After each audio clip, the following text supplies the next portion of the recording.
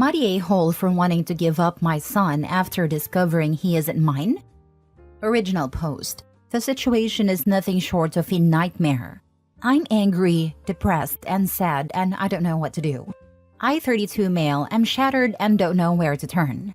My wife passed away last month, only 7 months after giving birth to our son.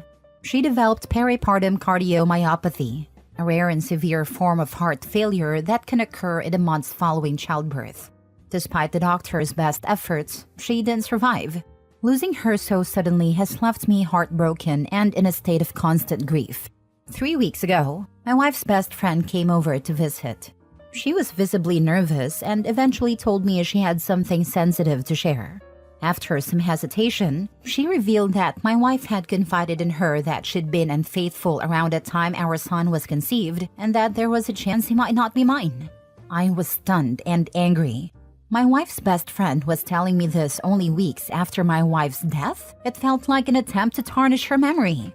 I couldn't believe it. I told her to leave and not to come back, convinced she was lying or trying to shift blame onto me somehow. The whole thing felt like a betrayal, and I tried to push the thought out of my mind. But once the idea was planted, it wouldn't go away. I kept wondering, what if she was telling the truth? After days of tormenting myself with this possibility, I decided to get a DNA test. It wasn't an easy decision. I felt guilty for even considering it, but I needed closure. Yesterday, the results came back. My worst fears were confirmed. My son isn't biologically mine. Now I'm in a turmoil. I loved my wife and I wanted to believe our son was a piece of her and me together. But knowing he's not biologically mine has left me feeling lost and betrayed. I keep looking at him, trying to feel the same bond, but the pain of my wife's infidelity is so fresh, and I don't know if I'll ever be able to move past it.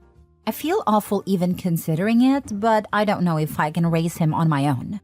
The betrayal I feel is overwhelming. And I don't know if I'm capable of giving him the love and care he deserves. It's breaking my heart, and I feel like a failure. But I also feel like I'm not equipped to give him the life he deserves. Am I the a-hole? Now for the top comments before reading the updates. Have you thought to call her friend and ask who the father is? That took a lot for her to tell you. She could have never told you. The right thing to do first is attempt to find this guy and inform him. I haven't contacted her since that day. However, your suggestion is sound and I definitely contact her for his details, if she has any. More than likely she knows who it is. Be sure to apologize and say it was such a big shock, but you appreciate she told you the truth. Do you recall looking back things that didn't add up?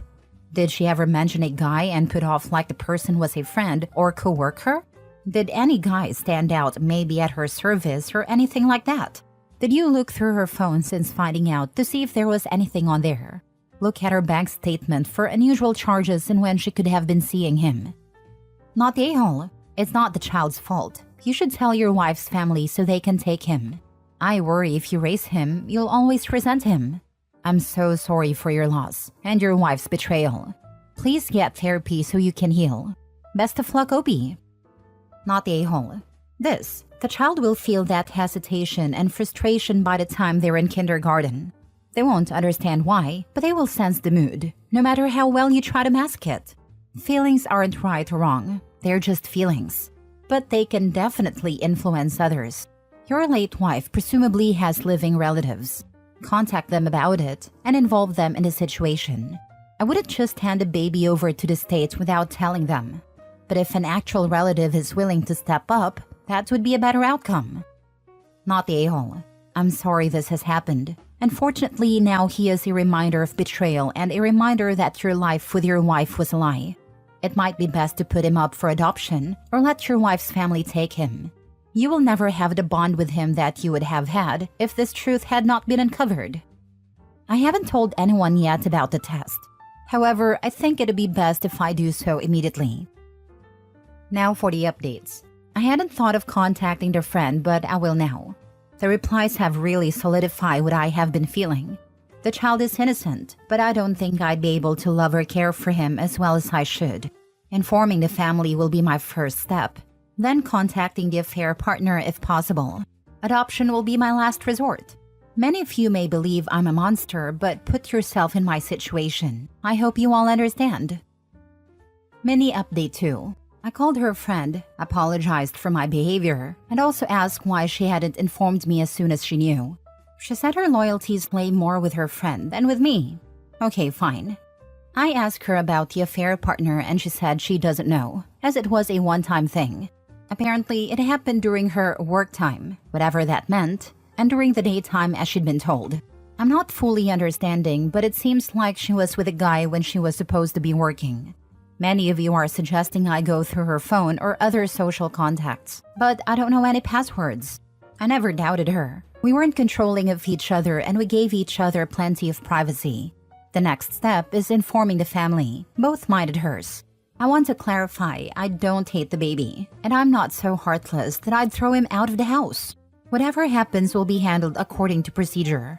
I'm not going to instantly abandon a child just because he isn't mine.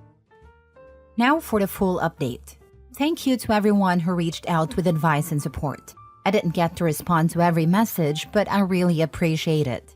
After finding out my son isn't biologically mine, I decided to tell both my family and my in-laws. My family was shocked and angry about everything, but they stood by me. My in-laws were also shocked but didn't believe it at first. They asked to see the DNA test results, and after seeing them, they suggested we do a second test with both families present, just to be sure. They said that if it confirmed he isn't mine, my late wife's sister, who has a 4-year-old daughter, would adopt him and I could take my name off the birth certificate if I wanted. I agreed and we did a test yesterday. The results should come in about a week.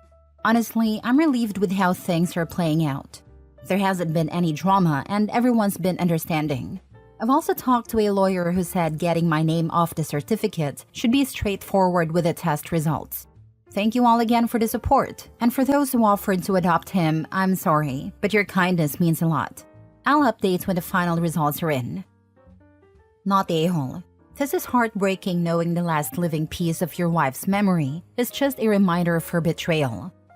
It must be such a relief to have everyone on the same page and avoiding drama. I hope everything works out in a way that brings OP peace. I don't know. I think knowing she was a scumbag could also make it easier to let go of the idea that a perfect life was ripped from his grip. It's horrible in the short term, but wouldn't you rather have a dead crappy ex than a dead great one? I'm glad they are testing both sides of the family just in case a mistake happened at the hospital. Yeah, imagine if it wasn't the wife's either. I know a family who had this happen to them. Took a baby home, and 9 days later found out they were given the wrong baby to take home. It was a nightmare. Wow, what happened after they discovered it? Were they able to get their biological child? Yeah, they didn't even realize it wasn't their baby. The hospital called to let them know that their baby was back at the hospital and that the baby they had at home was someone else's. It turned out their baby had gotten sick. And after a blood test, the doctors informed the parents that their baby's blood type didn't match the one recorded at birth.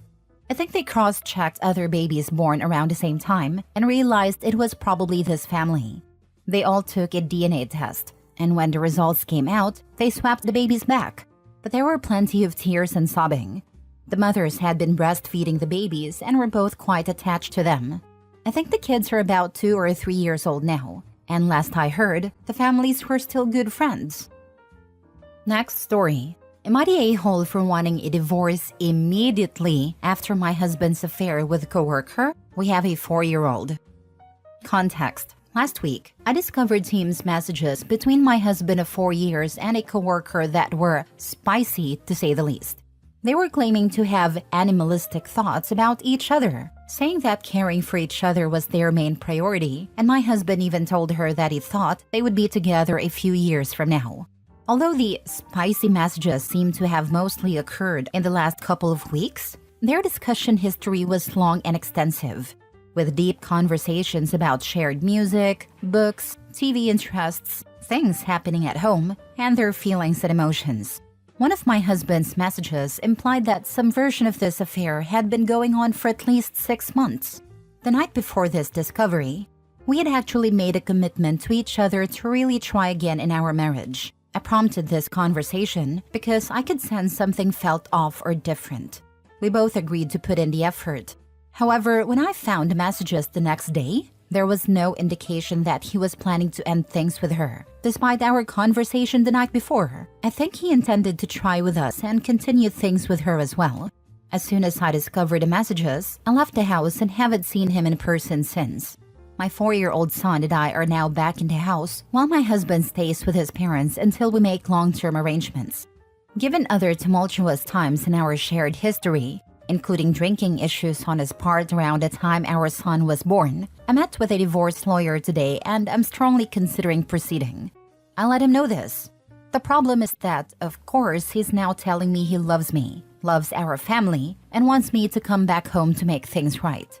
He keeps saying I did things over the last couple of years that led to us being unhappy too. I've never cheated. That he was lonely, wasn't in the right frame of mind, and that because it wasn't physical. He didn't actually cheat, though in the messages he mentioned wanting a part of her body. He keeps saying he wants to have a conversation, but I feel like taking it off text messages will just give him more leeway to avoid certain questions I ask. At first I was so sure I wanted to move ahead with a divorce. Now I'm emotional and confused. Am I moving too quickly with all this? Should I have a conversation with him first? Am I the a-hole? Not the a-hole. He's guilting you and is only sorry because he was caught and you deserve better. Divorce the unfaithful sack of a turd and go live a fulfilling life with your son. Congratulations on losing the dead weight. My son is the single biggest reason I met with a lawyer today. Thinking of his future and wanting him to have security in his day-to-day life is keeping me going. You want him to see you modeling a healthy relationship, not a toxic one. Don't stay with a cheater. Don't fall for that sudden change of heart BS. Follow through with the divorce and make it hurt financially. That's the other hard part of me. Thinking about the finances element somehow adds to the guilt. The fact that he's blaming you for his cheating is unreal. He even predicted the end of your marriage in his messages to his girlfriend. He just gets to be her horrible partner a little sooner. Forgot to add she's married too. Okay, well, I'm petty as hell, so I'd tell her spouse what's going on. Update. Thank you to those who've shared their stories, offered their perspective. This has been immensely helpful, and I think got in my head in the right space to keep moving forward. Or at the very least, not halted today. Next story. Am I the a-hole for wanting to dump my boyfriend after he lost my savings in a scam? I'm currently trying to decide whether I should end the relationship or if it's even reconcilable. My boyfriend and I moved across the country for my job. He works remotely. I am the breadwinner, making 4 times as much as him. He has lived at home his whole life and has never paid bills before, aside from credit cards. When we arrived at our new home, he was in a trading group and seeing great returns. He convinced me it would be a good idea to invest my money too. So I did, and I fully accept the consequences of that. It turns out the group was a scam, and between the money we pulled together, we were only able to withdraw $10,000 of the $25,000 we invested. I invested $15,000, and he invested $10,000. Since I'm the higher earner, I told him to keep the $10,000, and I would work hard to recoup my loss since it's easier for me to do so. I asked him to keep the money as a nest egg and not to trade it. Fast forward a few months. I've recovered. I took us to a nice vacation and paid for most of it. No problem since I make more. We came home from the vacation and I began looking at homes to purchase so we could start our life together. I asked him if he could contribute a portion of the $10,000 toward a down payment for our house.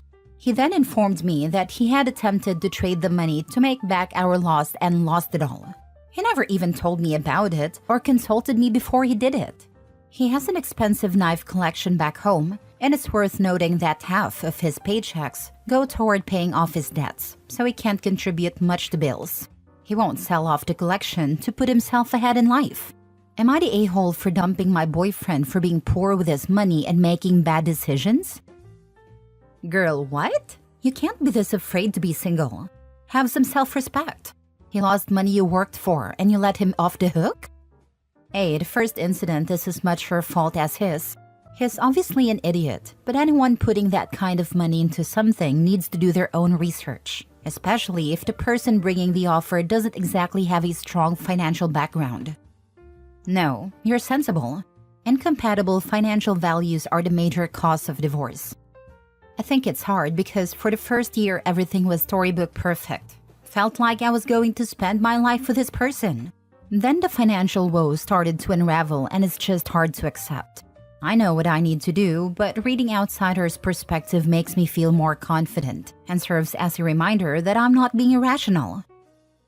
Last story. Ex-husband requesting I message in a group text with his fiancée. I have been divorced for 12 years, and my kids with him are 15 and 17. We have very minimal contact. I really try to text only when necessary. Recently, I sent a courtesy text to my ex-husband about a small purchase for a necessity for my oldest, so that his dad doesn't buy it too.